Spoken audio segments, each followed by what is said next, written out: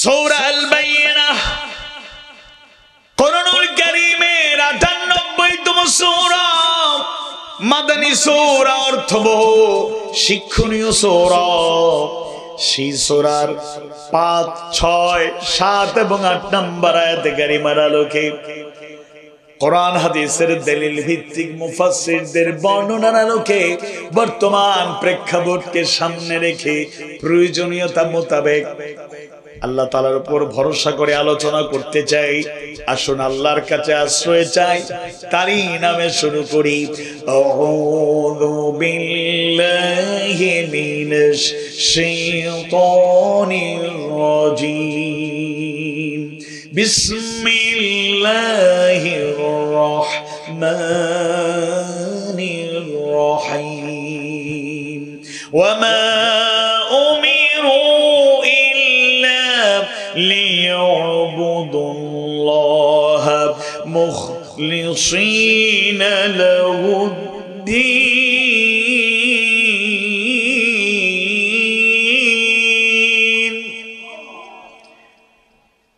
মুখলিসীনা লাহুদ্দীন হুনাফা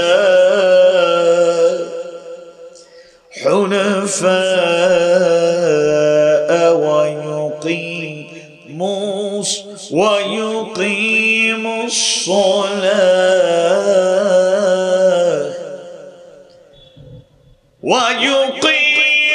الصلاة ويؤت الزكاة وذلك دين القيمة।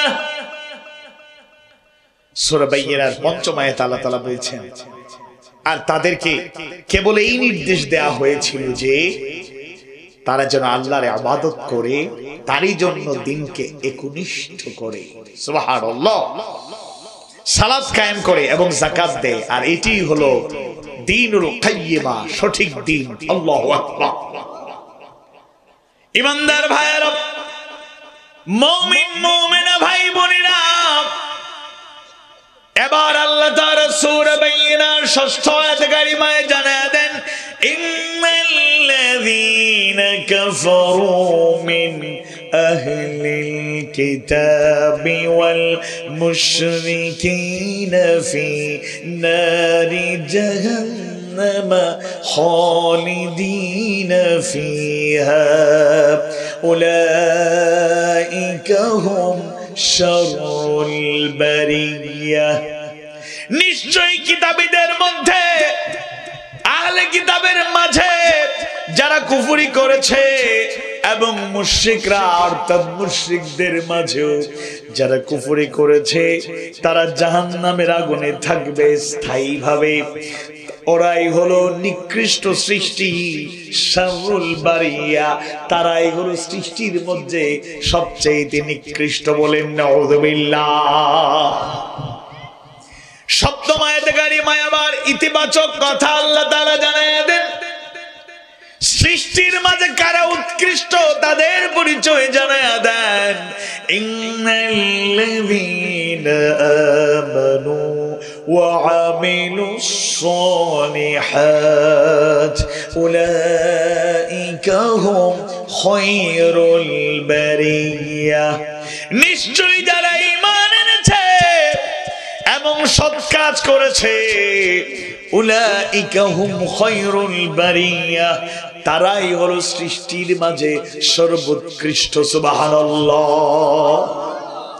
যারা সর্বোৎকৃষ্ট তাদের জন্য ৮ম আয়াতে কারিমায় আল্লাহ তাআলা পুরস্কারের ঘোষণা জানায়া দেন, জাযাউহুম ইনদা রাব্বিহিম জান্নাতু আদনিন তাজরি মিন তাহতিহাল আনহারু খালিদিনা ফিহা আবাদা রাদিয়াল্লাহু আনহুম ওয়া রাদু আন যালিকা লিমান খাশিয়া রাব্বাহ। আল্লাহু আকবার। তাদের রবের কাছে তাদের পুরস্কার হবে স্থায়ী জান্নাত। সুবহানাল্লাহ। যার পাদদেশে নহর সমূহ প্রবাহিত, সেখানে তারা থাকবে স্থায়ীভাবে। আল্লাহু আকবার। আল্লাহ তাদের উপর সন্তুষ্ট হয়েছেন, তারাও আল্লাহর উপর সন্তুষ্ট হয়েছেন। এটি তার জন্য যে স্বীয় রবকে ভয় করে। সুবহানাল্লাহ। ইমানদার ভাইয়েরা, আল্লাহ সুবহানাহু ওয়া তাআলা সূরা বাইয়িনাত পঞ্চম আয়াত কারিমার মাধ্যমে তার গোলামি করার জন্য নির্দেশনা জানায় দিলেন। তবে এমন ভাবে গোলামি করতে হবে, তারই জন্য দিনকে একেবারে একনিষ্ঠ করে, মুখলিসিন লাহুদ্দিন, একবারে ইখলাসের সাথে দিনটাকে নির্দিষ্ট করে একনিষ্ঠভাবে তারা যেন গোলামি করে।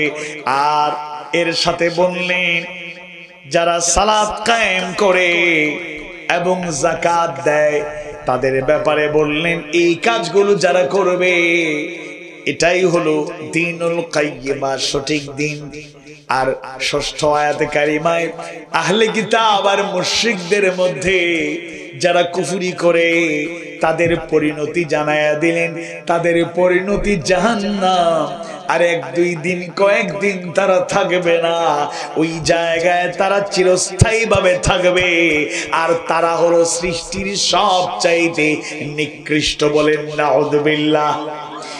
আর সপ্তম এবং অষ্টম আয়াত কারিমার মাধ্যমে আল্লাহ তাআলা সুসংবাদ জানিয়ে দিলেন, দুইটা গুণ যাদের মধ্যে থাকবে তারাই সৃষ্টির সেরা।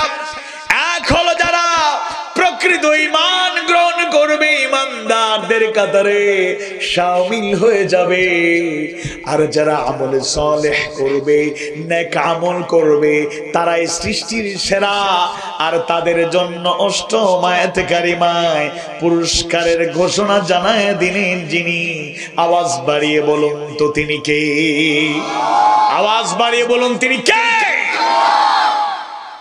৯৮ নম্বর সূরা, সূরা আল বাইয়িনার পঞ্চম আয়াতে কারিমায় আল্লাহ তাআলা ইবাদতের ব্যাপারে এবং একনিষ্ঠভাবে দিনকে নির্দিষ্ট করে পথ চলার যে নির্দিষ্ট সৌন্দর্য জানিয়ে দিলেন। সালাত কায়েমের ব্যাপারে, যাকাতের ব্যাপারে যে উৎসাহ প্রদান করলেন, এরকম বক্তব্য কোরআনুল কারীমের আরো আয়াতে কারিমায় পাওয়া যায়। কোরআনুল কারীমের 40তম সূরা, সূরা মুমিন, সূরা মুমিনের 65 নম্বর আয়াতে কারিমা আল্লাহ তাআলা জানায়া দেন, হুয়াল হাইয়্যু লা ইলাহা ইল্লা হুয়া ফাদউহু মুখলিসিনা লাহুদ্দীন।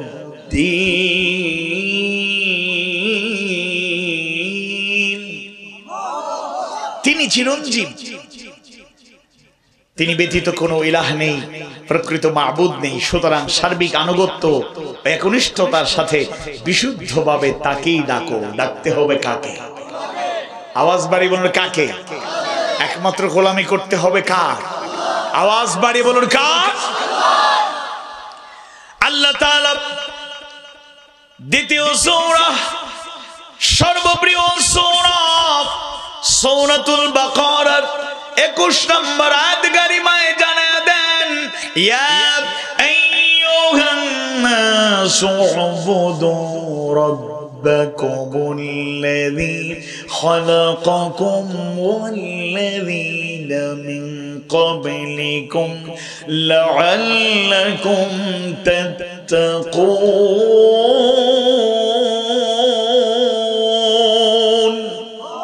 হে মানুষ, তোমরা তোমাদের সেই প্রতিপালকের ইবাদত করো যিনি তোমাদের ও তোমাদের পূর্ববর্তীদেরকে সৃষ্টি করেছেন যাতে তোমরা মুত্তাকী হতে পারো। যিনি সৃষ্টি করেছেন তিনি কে?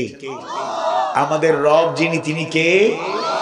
আল্লাহ আমার রব, এই রবই আমার সব।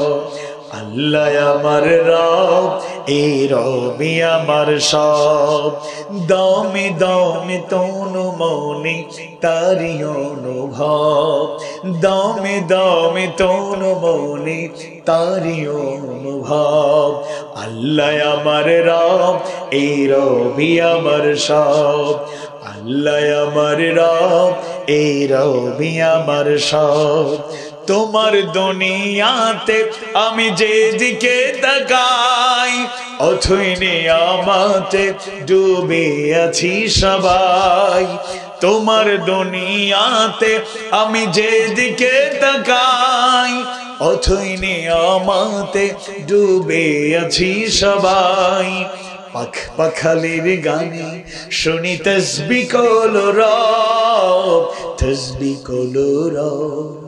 আল্লাহ আমার রব, এই রবি আমার সব, আল্লাহ আমার রব, এই রবি আমার সব, আল্লাহ আমার রব, এই রবি আমার সব। আলহামদুলিল্লাহ।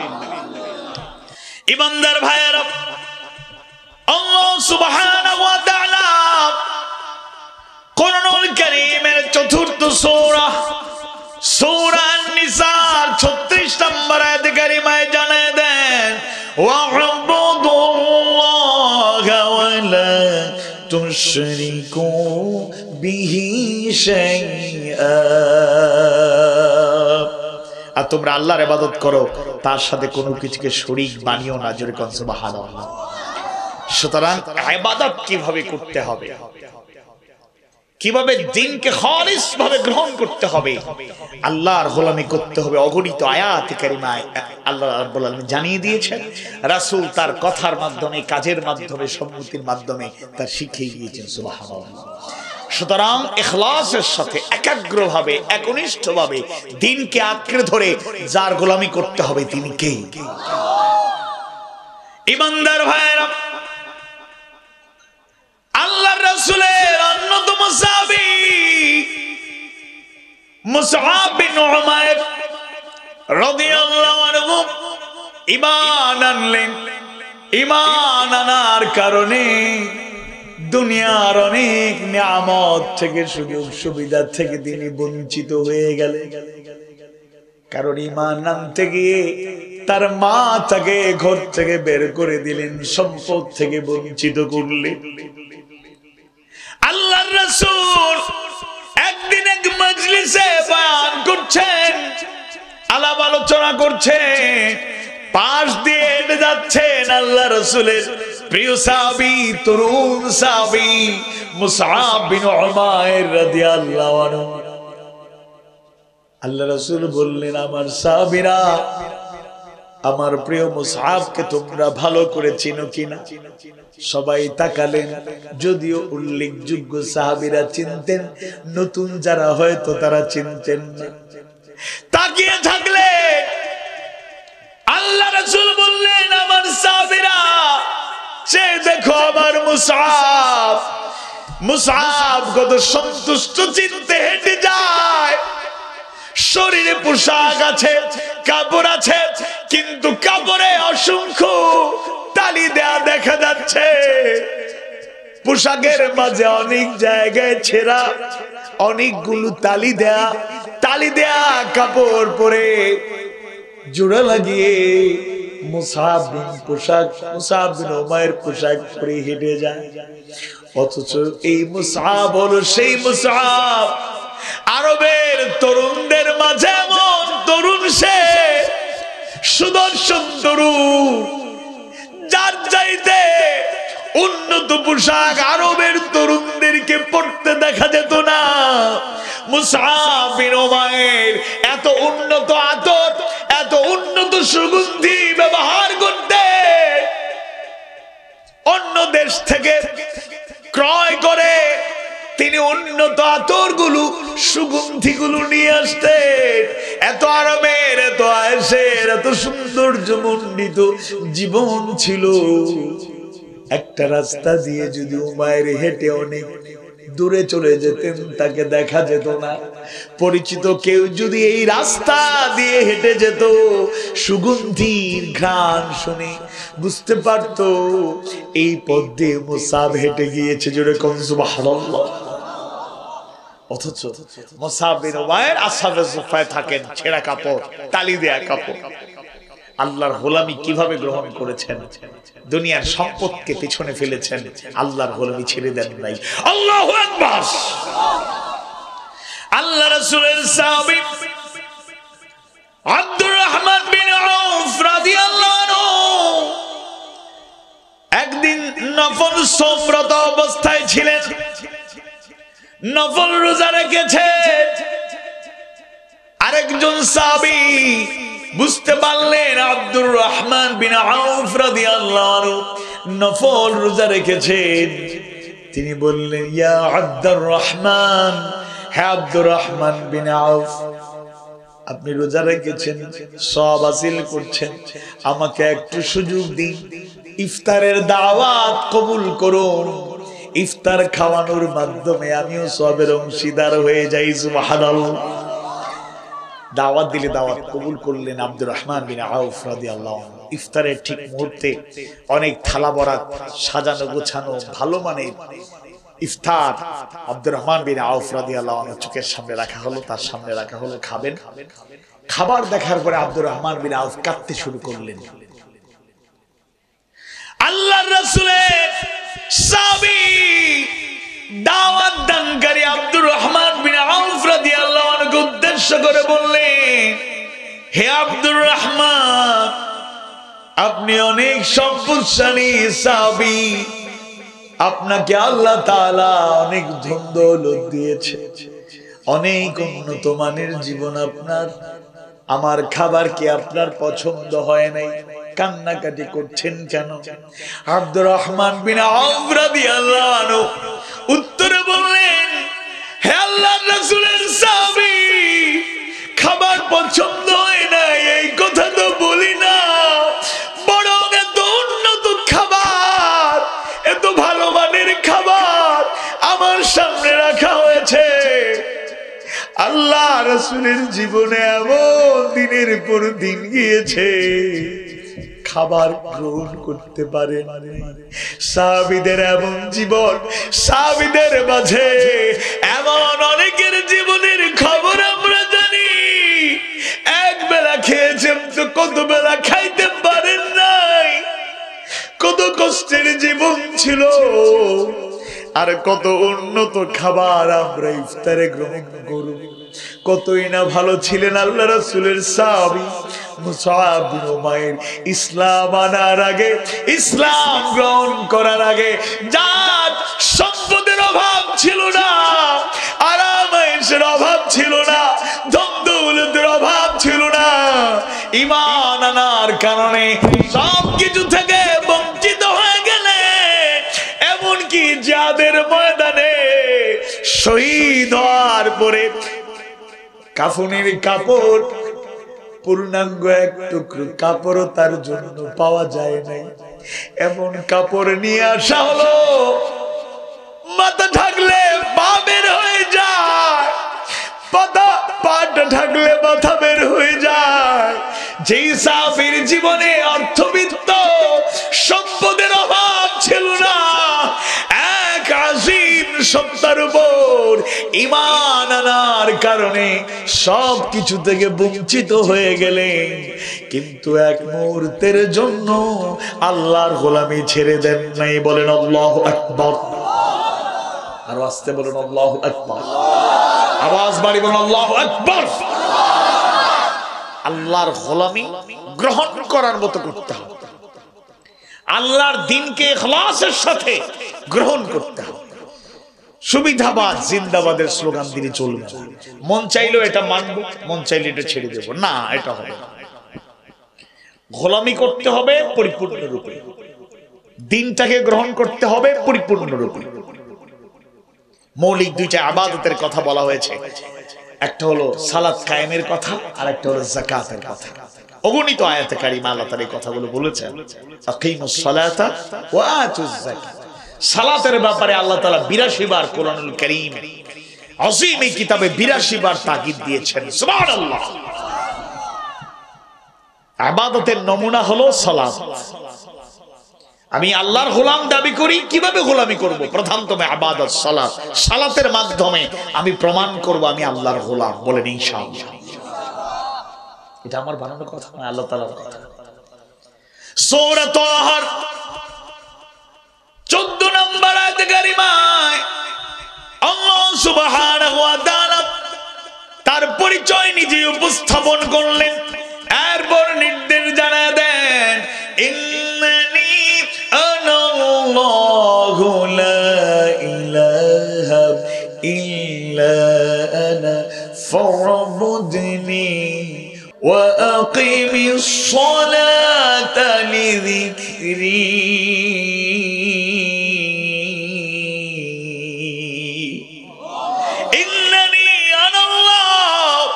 নিশ্চয় আমি আল্লাহ। কে বলছেন? লা ইলাহা ইল্লা আনা, আমি ছাড়া প্রকৃত কোনো মাবুদ নাই। ফা'বুদনি, সুতরাং আমার গোলামি করো।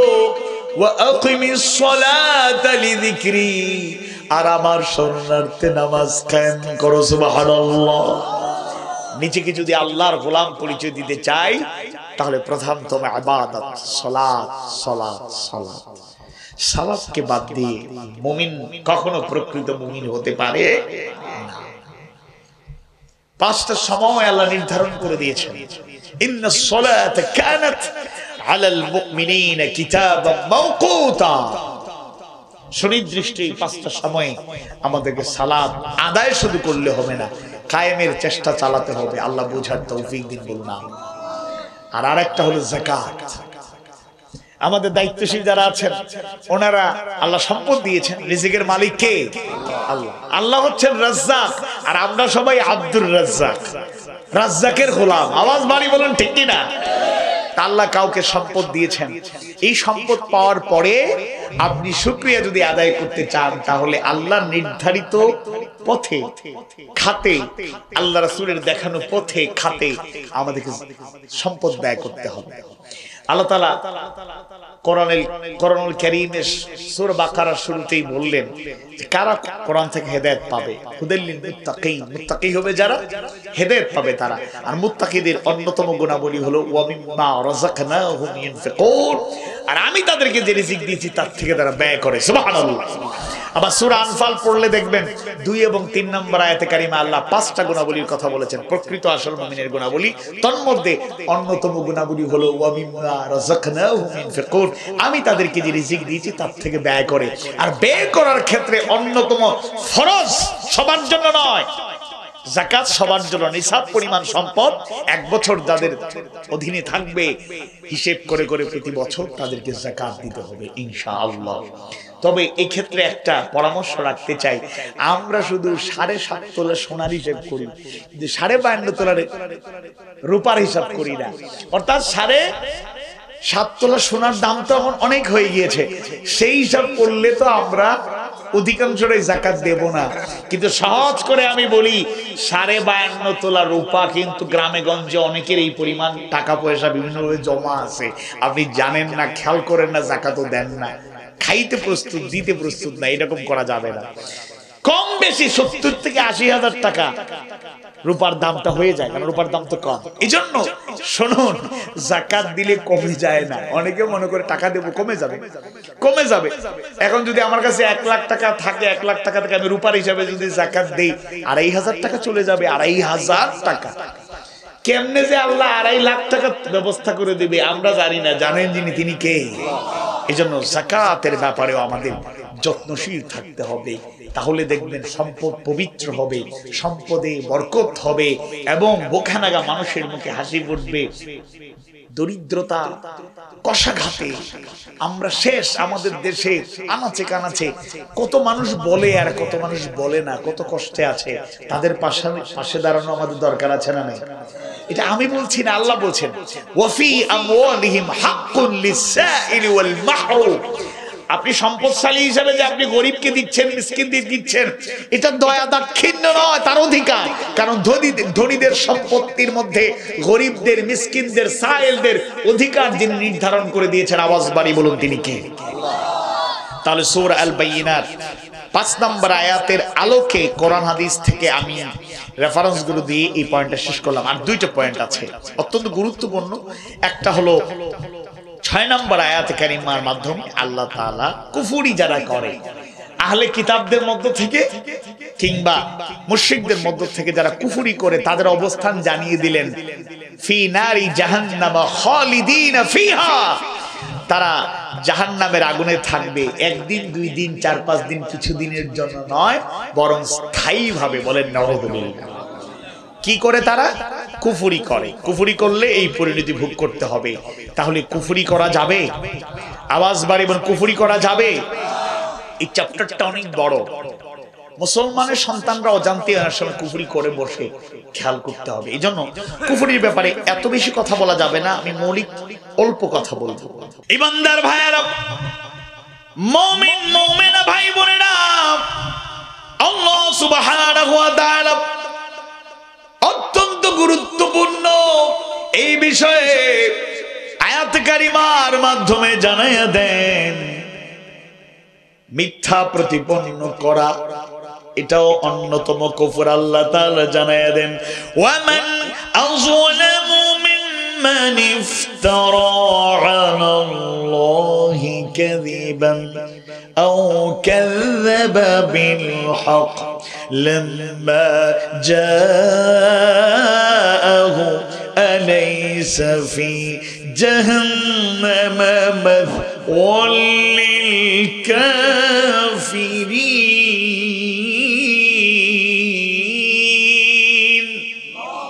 যে ব্যক্তি আল্লাহ সম্বন্ধে মিথ্যা রচনা করে, নাউযুবিল্লাহ বলেন, অথবা তার নিকট থেকে আগত সত্যকে অস্বীকার করে, তার চেয়ে অধিক জালেম আর কে হতে পারে? আর কেউ হতে পারে? হতে পারে না। জাহান্নামী কি কাফেরদের আবাসস্থল নয়? অর্থাৎ আল্লাহ তাআলার ব্যাপারে মিথ্যা রচনা করে এরকম লোক মনে দুনিয়াতে ছিল না, এখন নাই? আছে, ছিল, আছে। আবার আল্লাহ যে সত্য দিয়েছেন সেটাকে মিথ্যা প্রতিপন্ন করার কি কোনো সুযোগ আছে? নাই। কিন্তু আমরা অনেক সময় মুসলমানের সন্তানরা পর্যন্ত সত্যকে গোপন করি, আড়াল করি। কুফরের অনেকগুলো অর্থ আছে, এর মধ্যে একটা হলো আড়াল করা, গোপন করা। কৃষক কি করে? চাষি আছে না, চাষি, ওরা বীজ বপন করে, বীজকে গোপন করে, মাটির নিচে লুকিয়ে রাখে না, লুকিয়ে রাখে, গোপন করে। তাই চাষিদেরকে আরবি ভাষায় কাফির বলে।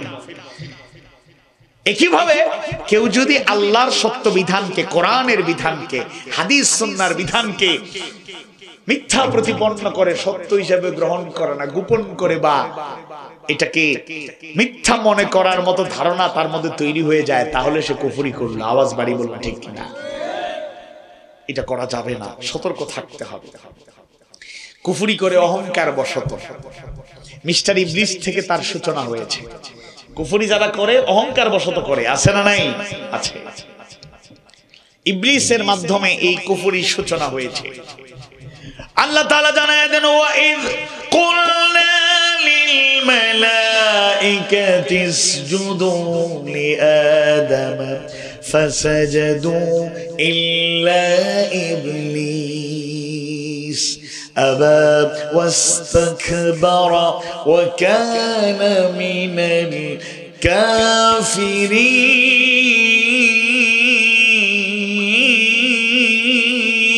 কাফিরিন।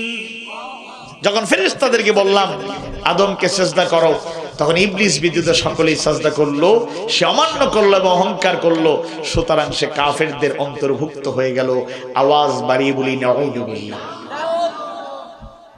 ফেরাউন, সে দেখেন কি দাপট ছিল তার, সে শুধুমাত্র অস্বীকার করে নাই, সাথে সাথে নিজেকে রব দাবি করে বসলো, বললো আনা রব্বুকুমুল আ'লা, আমি হলাম তোমাদের বড় রব। আওয়াজ বাড়িয়ে বলি নাউযুবিল্লাহ। সেই পথ ধরে অহংকারীরাই কুফরি করে বসে, আল্লাহর বিধানকে অস্বীকার করে বসে। শুনুন, কে ঘোষণা দিয়ে, কে ঘোষণা ছাড়া অস্বীকার করে। কষ্ট নিবেন না, উদাহরণ দিলে অনেক উদাহরণ দেয়া যাবে, শেষ করা যাবে না। আরেকটা আয়াত শোনাই, এরপরে আমি উদাহরণ দেব ইনশাআল্লাহ। আল্লাহ তাআলা জানায়া দেন, ওয়াল্লাযীনা কাফারু আম্মা উযিরু মু'রিদুন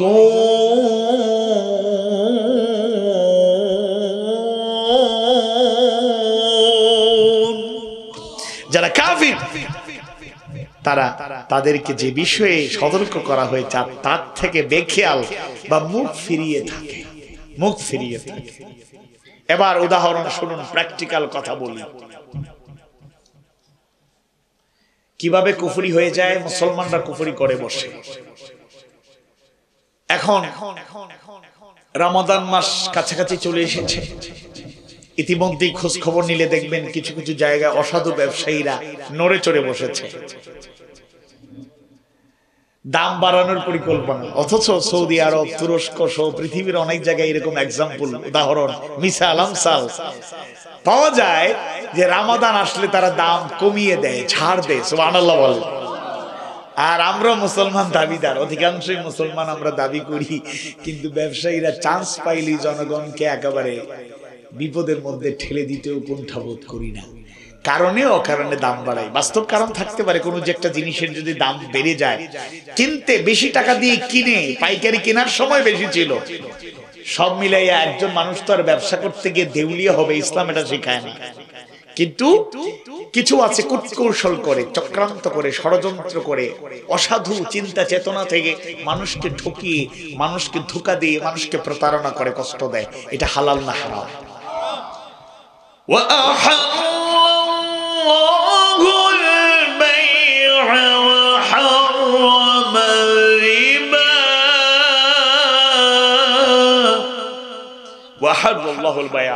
আর আল্লাহ তাআলা ব্যবসাকে হালাল করেছেন। সুতরাং ব্যবসাকে হালাল ভাবে ব্যবসা এটা করলে এটা কার নির্দেশ মানা হয়? শুনুন, ব্যবসা করে আপনি মুনাফা অর্জন করবেন, টাকাও ইনকাম করবেন, সাথে সাথে ইবাদত হবে। সুবহানাল্লাহ বলেন। নিয়তটাকে পাকাপোক্ত করেন। ইন্নামাল আ'মালু বিন্নিয়াত। নিয়ত পাকাপোক্ত হয়ে গেলে ব্যবসা করবেন মুনাফার জন্য, কিন্তু নিয়ত আপনার এটা আমার ইবাদত করছি, মুনাফাও হবে ইবাদতও হবে ইনশাআল্লাহ। কিন্তু করতে হবে হালাল তরিকায় ব্যবসা। অবৈধভাবে লেনদেন ব্যবসা করা যাবে না, ঠকাঠকি করা যাবে না, ধোঁকা দেয়া যাবে না, প্রতারণার আশ্রয় নেওয়া যাবে না, কত ধরনের প্রতারণা যে চালু হয়েছে। মনে করুন, এখন গোশত কিনতে গিয়েছেন, গরুর গোশত সবাই আসলে কষ্ট নিবেন না, যেই পরিমাণ দাম বেড়েছে, সবাই কি নিয়মিত গরুর গোশত আমরা খাইতে পারি? খাইতে পারি। কিন্তু মনে করেন একজন মেহমান মুসাফির এসেছেন, আমি যেটা করার চেষ্টা করি যে হাড্ডি সহ গোশত দিলে বলে 250 গ্রাম হাড্ডি দেবো, কিন্তু আধা কেজির চাইতে বেশি হাড্ডি দিয়ে দেয়। আচ্ছা না? তো আমি গিয়ে বলি, ভাই এগুলোর ঝামেলার দরকার নাই, আমি বেশি গোশত নেব না, 1 কেজি দুদিনই পরিচিত দোকানদার আছে একাধিক, বললাম আমারে শুধু গোশত দেন, হাড্ডির দরকার নেই। কি দেন? গোশত। এর মাঝেও এরা একটু খেয়াল যদি অন্যদিকে যায়, কারবার ঘটায় দেয়, এমন জিনিস ঢুকায় দেয়, গোশত টুস্ত খুঁজে পাওয়া যায় না। বিভিন্ন জিনিস যেটা আমি চাই নাই, তাকে অতিরিক্ত টাকা দেওয়ার পরেও ফাঁকফু করে 100-200 গ্রাম ঢুকায় দেয়। আছে না? আর বলে 250 গ্রাম হাড্ডি আর 750 গ্রাম গোশত, কিন্তু আপনি দেখবেন অর্ধেকের চাইতেও হাড্ডি এবং এমন কিছু জিনিস যেগুলো খাওয়া যায় না। আপনি যদি বাস্তব কারণে আপনার গরু যেটা জবাই করেছেন এটাকে ভাগ বাটোয়ারা করে যদি দেখা যায় আপনার লস হওয়ার আশঙ্কা আছে, প্রয়োজনে অনুমোদন ক্রমে আপনি বাড়িয়ে টাকাটা নেন, কিন্তু লোকদেরকে ধোঁকা দিয়া এদিকে কম দামে দিলেন, ওইদিকে 12টা বাজায় দিলেন, 50 টাকা কমাইলেন, ওইদিকে 250 টাকার ক্ষতি করলেন। আছে না নাই? এগুলা বাদ দেন, স্বচ্ছ থাকেন, নিট এন্ড ক্লিন থাকেন। আমরা মুসাফির মানুষ, রাস্তাঘাটে অনেক সময় রেস্টুরেন্টে খাইতে আমরা বাধ্য, তাই না? সফরে থাকি, ক্ষুধা লাগলে কই খাবো? না খাইয়া থাকবো নাকি? রেস্টুরেন্টে খাবো। রেস্টুরেন্টে নাস্তা করতে বসেন, দেখবেন কত ধরনের জিনিসটা, একটা মনে করেন সমোসা খাবেন বা কিছু একটা খাবেন, খাইলেই বোঝা যায় এটা কয়দিন আগে, বলছে এই বানাইছে 1 ঘন্টা আগে, অথচ বানাইছে 2 দিন আগে। সর্বোচ্চ কি করে, পুরাতন 3 দিনের আগের সিঙ্গারা দেখবেন আবার গরম তেলের মধ্যে ঢাইলা, আর তেল তো কতবার যে এটা মানে হইছে কি বলবো আর কি। এজন্য আমাদের রেস্টুরেন্ট গুলোতে বাইরে খাওয়া দাওয়াটা অস্বাস্থ্যকর। তবে সবাই একরকম না, সবাই একরকম না। হালাল ব্যবসাকে আল্লাহ হালাল করেছেন, ইবাদত যদি এটাকে মনে করি, তিজারা হিসাবে গ্রহণ করি, আল্লাহ রাসূলের মতো ব্যবসা করতে হবে। সুবহানাল্লাহ বলেন। জাহিলি জামানায় আল্লাহ রাসূল কিছু উপাধি পেয়েছিলেন। একটা হলো আস-সাদিক, সত্যবাদী হিসাবে, সত্যবাদিতার পরিচয় হিসাবে সবাই বলেছিল মুহাম্মদ তুমি শুধু মুহাম্মদ নও, তুমি আস-সাদিক, তুমি সত্যবাদী। আরেকটা উপাধি পেয়েছিলেন মুহাম্মদ তুমি শুধু মুহাম্মদ নও, তুমি আল আমিন, তুমি বিশ্বস্ত। সুবহানাল্লাহ। এই বিশ্বস্ততার সার্টিফিকেট পেয়েছেন ব্যবসায়ী হিসেবে, কারণ ছোটবেলা থেকে আল্লাহ রাসূল চাচার সাথে ব্যবসায়ী কাজে সফর করতেন। এক পর্যায়ে নিজেও ব্যবসায়ী, তার ব্যবসা করতে গিয়ে স্বচ্ছতা, অ্যাকাউন্টেবিলিটি, মানুষকে ঠকানোর চিন্তা নাই, ধোঁকা দেওয়ার চিন্তা নাই, প্রতারণার চিন্তা নাই, মানুষের হক আদায়ের ব্যাপারে এত যত্নশীল ছিলেন, দায়িত্বশীল ছিলেন, যার কারণে আল্লাহ রাসূলকে ব্যবসায়ীরা বলল, তার সাথে যারা লেনদেন করলো তারা বলল মুহাম্মদ তুমি শুধু মুহাম্মদ নও, তুমি আল আমিন। আওয়াজ বাড়িয়ে বলি সুবহানাল্লাহ। এখন এই ব্যবসা করতে গিয়ে আল্লাহর বিধানকে যারা তরক করবেন, লঙ্ঘন করবেন, আল্লাহ রাসূলের আদর্শকে যারা ভুলুণ্ঠিত করবেন, মানবেন না, অমান্য করবেন, তারা অজান্তে কুফরি কাজ করে বসছেন। সাবধান। ওয়া হারামার রিবা, সুদ খাওয়া হালাল না হারাম? আর বাস্তে বলুন হালাল না হারাম? বলবেন না তো সবাই, সমস্যা আছে। হালাল না হারাম? যদি এখনো আপনার মধ্যে, আমাদের মধ্যে এরকম থাকে, আস্তে আস্তে আল্লাহর কাছে মাফ চান, তওবা করেন, ফিরে আসেন।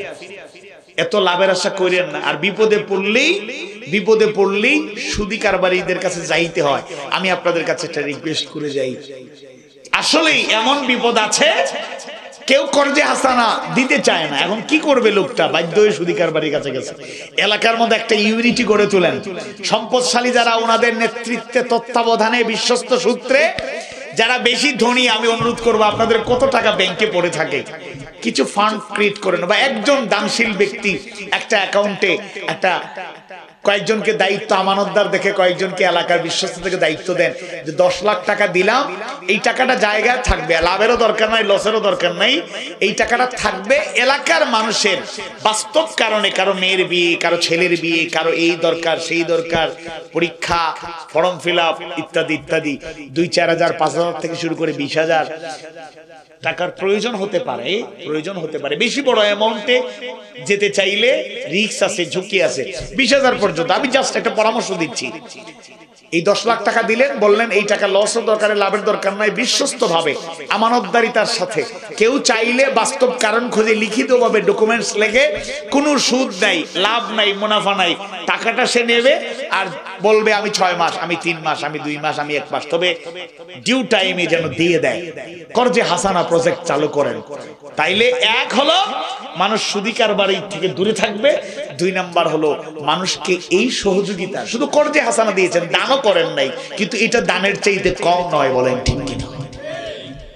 সুদ থেকে বের হতে হলে শুধু সুদ হারাম হারাম হারাম, কিন্তু সুদের বিকল্প কি এটা আমরা বলি না। কর্জে হাসানা আমাদের মধ্যে যাদের সুযোগ আছে ব্যক্তিগতভাবে দেয়ার, তবে দিতে গিয়ে কিছু কিছু তিক্ত অভিজ্ঞতা আছে, তো কিছু লোক নিল আর দিলই না। এমন আছে কেউ নিয়েছে, ভাই বিদেশে যাচ্ছি, আটকে গেছি, 6 মাস পরে পাঠায় দেব, 6 বছরের খবর নেই, আছে না? এই জন্য অনেকে দিতে চায় না। তো ঠিক আছে, যদি একান্ত বিশ্বস্ত কোনো আমানতদার, গ্যারান্টারও না পাওয়া যায়, বা লোকের ব্যাপারে ইয়ে থাকে, তাহলে কিছু করার নাই। তবে এরপরে বেশি বিপদে পড়লে, প্রয়োজনে কর্জে আসানা দিলে ফেরত দিতে পারবে না, তাইলে সাহায্যের একটা ব্যবস্থা করেন। ওকে, ঋণগ্রস্ত মানুষ, অভাবগ্রস্ত মানুষ, তাকে তো দান করা যায় ইনশাআল্লাহ। এরপরে এই সুদটাকে হারাম করার পরে এটা হালাল করতে চাইলে আল্লাহর বিধান লঙ্ঘন হয়েছে নাকি হচ্ছে না? কথা বলে না, হচ্ছে। তাইলে এটা কুফরি হবে না? আল্লাহর বিধানকে আপনি সত্যকে আড়াল করছেন, বাদ দিচ্ছেন, মানছেন। ইমানদার ভাইয়েরা,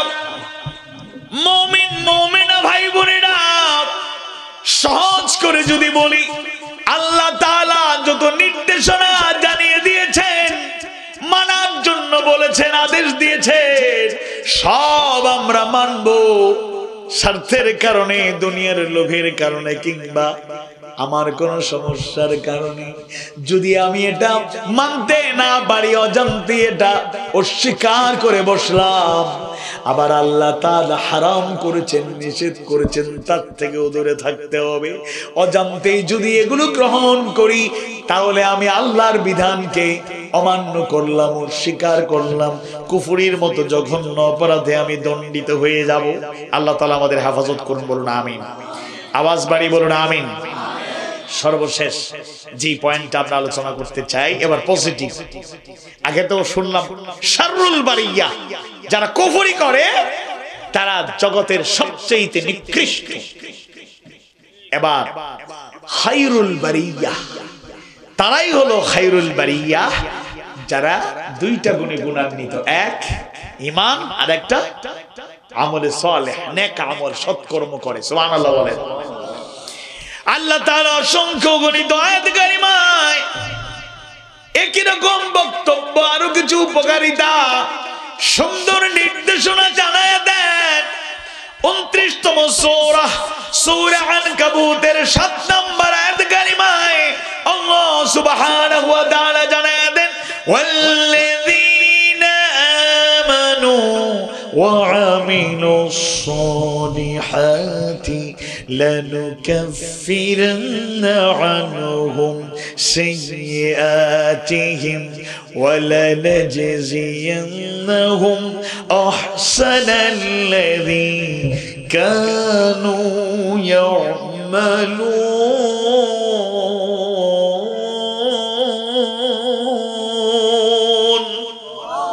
আর যারা ঈমান আনে এবং সৎকর্ম করে অবশ্যই আমি তাদের থেকে তাদের পাপসমূহ দূর করে দেব এবং আমি অবশ্যই তাদের সেই উত্তম আমলের প্রতিদান দেব যা তারা করত। সুবহানাল্লাহ।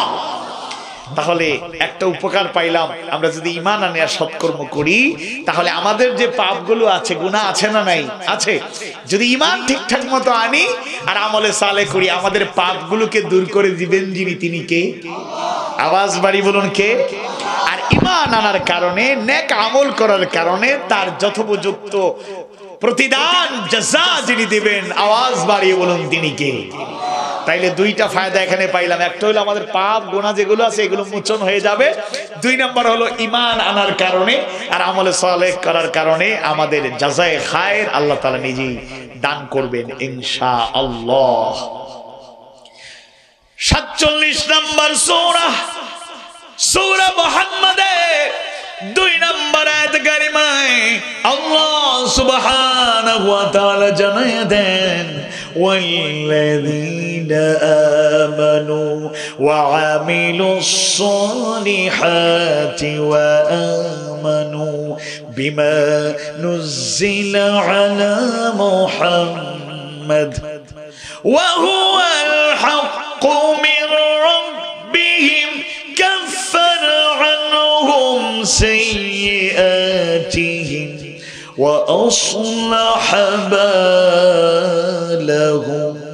আর যারা ঈমান এনেছে, সৎকর্ম করেছে এবং মুহাম্মাদের প্রতি যা নাজিল করা হয়েছে তাতে বিশ্বাস স্থাপন করেছে আর তা তাদের রবের পক্ষ থেকে প্রেরিত সত্য, তিনি তাদের থেকে তাদের সেই মন্দ কাজগুলো দূর করে দেবেন এবং তিনি তাদের অবস্থা সংশোধন করে দেবেন। সুবহানাল্লাহ।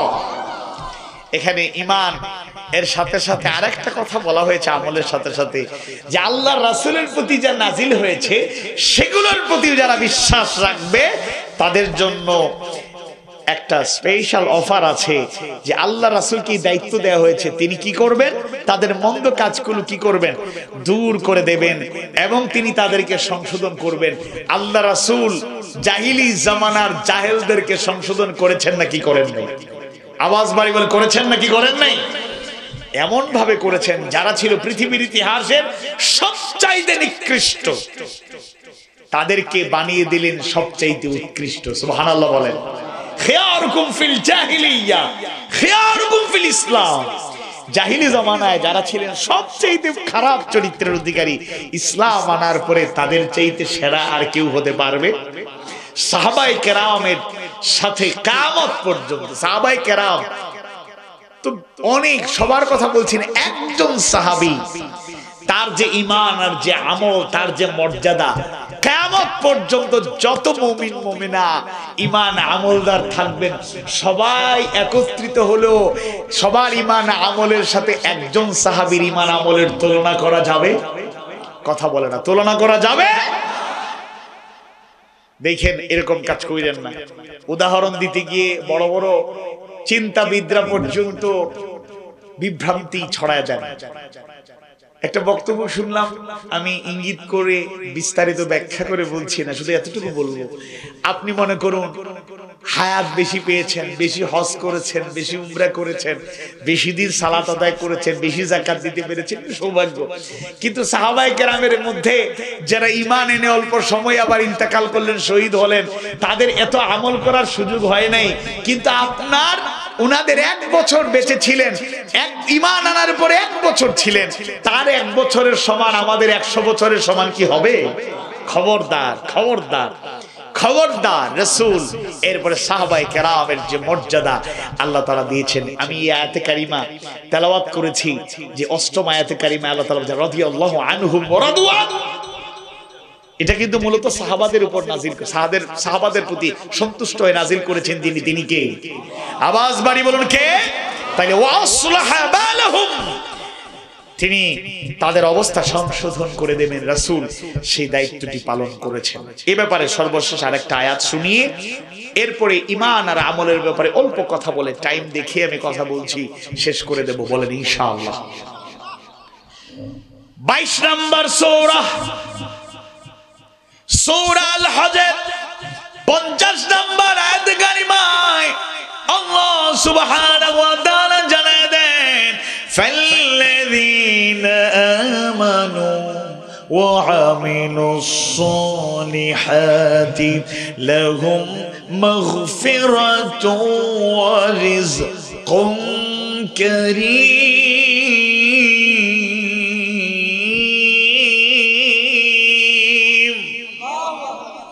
সুতরাং যারা ঈমান আনে এবং সৎকর্ম করে তাদের জন্য রয়েছে ক্ষমা ও সম্মানজনক রিজিক। সুবহানাল্লাহ বলেন।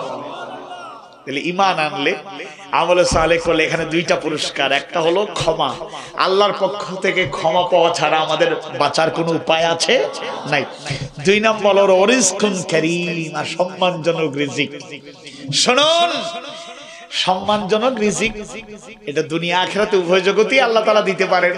তবে একটা বেসিক কনসেপ্ট থাকা দরকার। কেউ কেউ মনে করতে পারেন সম্মানজনক রিজিক মানে টাকা বেশি, সম্পদ বেশি, বেতন বেশি, ব্যবসায় বেশি বেশি টাকা ও মুনাফা। বেশি বলেন নাই যে বেশি রিজিক দেব, বলেছেন সম্মানজনক রিজিক। আমাকে গতকাল ফোন দিলেন আমাদের এলাকার মসজিদের ইমাম সাহেব। তো কথা প্রসঙ্গে তিনি বললেন, বেতন মাত্র এত, কেমনে চলি, খোঁজ খবর রাখবেন না? আমরা চিন্তা করি, ইমামরা এত কম বেতনে কেমনে পরিবার চালায়? সুবহানাল্লাহ বলেন। আপনাদের সহানুভূতি, মায়া, করুণা, আন্তরিকতা, করুণা বলতে ওই যে আল্লাহ যে করুণা করে ওইটা না, মানে সিম্পেথি, তাদের পাশে থাকা, মাঝে মধ্যে হাদিয়া তোফা আপনারা দেন, আলহামদুলিল্লাহ, এটা ভালো। কিন্তু যে ফিক্সড বেতন, একজন চাকরি করে, ব্যবসা করে, অনেক কিছু করে, অনেক টাকা, এর থেকে 10 গুণ ইনকাম করেও প্রশান্তি পায় না, পরিবারটা ঠিক মতো চালাতে পারে না, টাকা টেনশন ছাড়েই না, পিছু ছাড়ে না। আর দেখবেন সামান্য বেতনে ইমাম, মাদ্রাসায় সামান্য বেতনে চাকরি করেন উস্তাদরা, কিন্তু তাদের আল্লাহ তাআলাই এমন একটা ব্যবস্থা করে দেন, দেখবেন অল্প টাকা পয়সা দিয়েও স্বস্তিতে প্রশান্তিতে চলার ব্যবস্থা যিনি করে দেন তিনি কে? আওয়াজ বাড়িয়ে বলুন কে? বেশিটা প্রয়োজন না, দোয়া করবেন, আল্লাহ আপনি আমাদেরকে রিজকান তাইয়্যিবা, রিজকান কারীমা, আমাদেরকে আপনি পবিত্র রিজিক দিন, আমাদেরকে আপনি সম্মানজনক রিজিক দিন, আল্লাহ আমারে টাকা বেশি বেশি বাড়ায় দেন, এইরকম দোয়া করেন না, আল্লাহ রিজিকে বরকত দিন, আল্লাহ রিজিকে বরকত। একটা দোয়া আমি প্রায় অনেক জায়গায় স্মরণ করিয়ে দিই, হুজুরদের কাছে দোয়া চাই, হুজুর ব্যবসা তো করি, বেশি মুনাফা পাই না, দোয়া করেন তো একটু আল্লাহ যাতে বরকত দেয় বেশি বেশি করে। হুজুর চাকরি করি, অল্প বেতনে চলতে কষ্ট হয়, দোয়া করেন তো ভালো একটা চাকরি যেন হয়ে যায়। আমি বলি আপনারা নিজেরাই একটা দোয়া বেশি বেশি করবেন। আরো দোয়া আছে, রাসূলের শিখানো অনেক দোয়া আছে, আল্লাহ তাআলাও শিক্ষা দিয়েছেন। একটা দোয়া আছে কমন, আমরা জানি কিন্তু পড়তে ভুলে যাই। আমরা দুনিয়াতেও হাসানা চাই, ইচ্ছে করে অভাব অনটন দুঃখ কষ্ট যাতনা কামনা করতে আল্লাহ রাসূল নিষেধ করেছেন। তাই দুনিয়াতেও হাসানা চাই, আখিরাতেও হাসানা চাই। আল্লাহ তাআলা সুন্দর সেই দোয়াটা শিক্ষা দিলেন, রব্বানা আতিনা ফিদ দুনিয়া হাসানা ওয়া ফিল আখিরাতি হাসানা ওয়া কিনা আযাবান নার। সবাই পড়ি আমিন। আল্লাহর কাছে চাইবেন, আল্লাহ দুনিয়াতেও আমি হাসানা চাই আর আখিরাতেও হাসানা চাই, তাইলে দেখবেন আপনি একটা স্বস্তি পেয়ে যাবেন। অনেক লোক শুনুন, বেশি সম্পদ মানুষ আল্লাহ বিমুখ হয়ে যায়, আবার বেশি অভাব অনটন মানুষকে কুফরের দিকে ধাবিত করে, শিরকের দিকে ধাবিত করে, নাফরমানের দিকে ধাবিত করে। খেয়াল করে দেখবেন, বেশি সম্পদ, বেশি অর্থবিত্ত, বেশি চাকচিক্য, বেশি আরাম প্রিয়তা, বেশি জাঁকজমকপূর্ণ অবস্থান মানুষকে দুনিয়ামুখী করে, আখিরাতকে প্রাধান্য দিতে ভুলে দেয়। একইভাবে বেশি অভাব অনটন মানুষের ঈমান আমল দুর্বল করে দেয়, হতাশ করে দেয়, ডিপ্রেশনে চলে যায়, আত্মহত্যা করতে কুণ্ঠাবোধ করে না। নাউযুবিল্লাহ। এজন্য আল্লাহর কাছে সাহায্য চাইতে হলে একটা নীতি আছে, সূরা বাকারা ২য় সূরার ১৫৩ নম্বর আয়াতে কারিমা আল্লাহ তাআলা জানিয়ে দিয়েছেন। এই নীতির বাইরে কি কোনো সাহায্য চাইয়া ফায়দা হবে না। আউযু বিল্লাহি মিনাশ শাইতানির রাজীম। ইয়া আইয়ুহাল্লাযীনা আমানু ইসতাঈনু বিস-সাবরি ওয়াস-সালাহ ইন্নাল্লাহা মা'আস-সাবিরিন।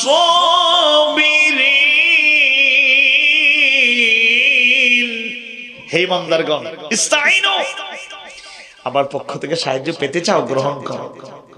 বিস-সাবরি ওয়াস-সালাহ, সবর এবং সালাতের মাধ্যমে। সুবহানাল্লাহ বলেন। ইন্নাল্লাহা মা'আস-সাবিরিন, নিশ্চয় আল্লাহ তাআলা সবরগুজার, ধৈর্যশীল যারা তাদের সাথে আছে। আপনার সাহায্যের দরকার, অর্থনৈতিক সাহায্য হোক আর যে কোনো সাহায্য হোক, আপনি আল্লাহর কাছে সাহায্য চান, এক নম্বরে সবর করতে হবে। আমরা কিন্তু প্রথমেই বেসবর হয়ে যাই, অধৈর্য হয়ে যাই, হাউতাশ করি, টেনশন করি, হাওমাও করে কেঁদে একেবারে অবস্থা খারাপ করে দেই। সবর করবেন, স্থির থাকবেন, তড়িৎ ফললাভের জন্য স্থির হবেন না, পেরেশান হবেন না। এটার নামও ধৈর্য। আবার সবরের আরো দুইটা অর্থ আছে, এটা আমার কথা নয়, বড় বড় মুফাসসিররা বলেছেন। আস-সাবরু আলা তাআ, আল্লাহর আনুগত্য সবর। আস-সাবরু আনিল মাসিয়া, পাপ পঙ্কিলতা থেকে সবর। এক নাম্বার হলো আল্লাহর আনুগত্যে অটল থাকবেন, এটা সবর। দুই নম্বর, গুনাহ পাপ পঙ্কিলতা থেকে দূরে থাকবেন, এটাও সবর। আপনি গুনাহ করবেন, সাহায্য চাইবেন, আল্লাহর আনুগত্য করবেন না, সাহায্য চাইবেন, এটা কেমনে হয়? না, এটা হয় না। তাহলে এটা কথার কাজে মিল থাকলো না। আর দুই নম্বর হলো সালাত, সালাত, সালাত, নামাজের সাথে মুমিনদের সম্পর্ক বাড়ানোর কোনো বিকল্প নেই। গুরুত্বপূর্ণ সূরা কোরআনুল কারীমের ৯৮ নম্বর সূরা, মাদানী সূরার ৫, ৬, ৭ এবং ৮ নম্বর আয়াতে কারিমার আলোকে আমি আপনাদের সামনে আয়াত হাদিসকে সামনে রেখে বর্তমান প্রেক্ষাপট প্রয়োজনীয়তাকে প্রাধান্য দিয়ে আমার বানানো কথা নয়, কোরআন হাদিস সুন্নাহর আলোকে, মুফাসসিরদের বর্ণালোকে কথা বলার চেষ্টা করলাম। এরপরও কথা বলতেই যদি কোনো ভুল ত্রুটি হয়ে যায় আল্লাহ তাআলা ক্ষমা করুন। আর শিক্ষণীয় যে কথাগুলো বলেছি আল্লাহ তাআলা আমাদেরকে আমল করার তৌফিক দিন, বলুন আমিন।